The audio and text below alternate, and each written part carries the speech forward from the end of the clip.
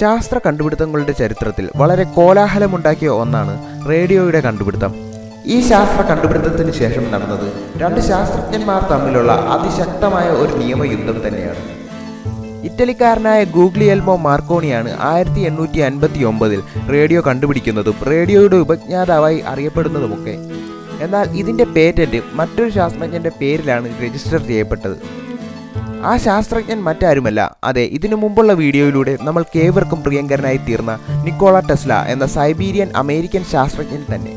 1895 80 kilometre വരെ ദൂരത്തിൽ radio സന്ദേശം അയക്കാനുള്ള ടെസ്ലയുടെ പദ്ധതി ഒരു ദൗർഭാഗ്യകരമായ തീപിടുത്തത്തെ തുടർന്ന് മടങ്ങുകയുണ്ടായി.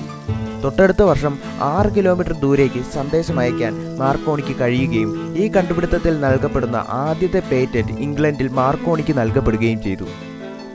ഈ കണ്ടുപിടുത്തം ടെസ്ല കോയിൽ എന്ന ടെസ്ലയുടെ തന്നെ കണ്ടുപിടുത്തത്തെ ആശ്രയിച്ചാണ് നിലനിൽക്കുന്നത് എന്നതിനാൽ തന്നെ അമേരിക്കയിൽ ഇതുമായി ബന്ധപ്പെട്ട് മാർക്കോണി നൽകിയ പേറ്റന്റ് അപേക്ഷ നിരസിക്കപ്പെടുന്നു. 3 വർഷങ്ങൾക്ക് ശേഷം മാർക്കോണിയുടെ നിരന്തര ശ്രമങ്ങളെ തുടർന്ന് ഈ പേറ്റന്റ് അദ്ദേഹം നേടിയെടുക്കുകയാണ്. തുടർന്ന് 1909 ഈ കണ്ടുപിടുത്തത്തിന് മാർക്കോണി നോബൽ സമ്മാനവും നേടി. ഇത് ടെസ്ലയിൽ വാശിയുണ്ടാക്കുകയും മാർക്കോണിയുമായി ഒരു നിയമയുദ്ധത്തിന് ഇറങ്ങി പുറപ്പെടുകയും ചെയ്തു. തുടർന്ന് നടന്ന കുറേ രാഷ്ട്രീയ നിയമ കോലാഹലങ്ങളെ തുടർന്ന് അമേരിക്കൻ സുപ്രീം കോടതി 1943 ടെസ്ലയെ തന്നെ ഈ കണ്ടുപിടുത്തത്തിൻ്റെ ഉപജ്ഞാതാവായി അംഗീകരിക്കുകയുണ്ടായി. എന്നാൽ ഇപ്പോഴും പലരും മാർക്കോണിയെ തന്നെയാണ് റേഡിയോയുടെ പിതാവായി അറിയുന്നത്. ഇന്ത്യക്കാരനായ ജഗദീഷ് ചന്ദ്ര ബോസ് ഉൾപ്പെടെയുള്ള മറ്റു പല പ്രമുഖരും റേഡിയോയുടെ കണ്ടുപിടുത്തത്തിൻ്റെ നാൾ വഴികളിൽ മുഖ്യ സംഭാവനകൾ നൽകിയിട്ടുണ്ട് എന്നതും ഈ അവസരത്തിൽ ശ്രദ്ധിക്കപ്പെടേണ്ടതാണ്.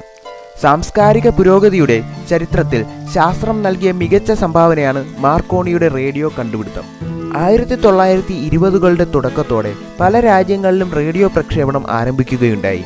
ഇന്ത്യയിൽ തുടർച്ചയായതും ക്രമവുമായതുമായ പ്രക്ഷേപണം നടന്നത് 1927 മുതലാണ്.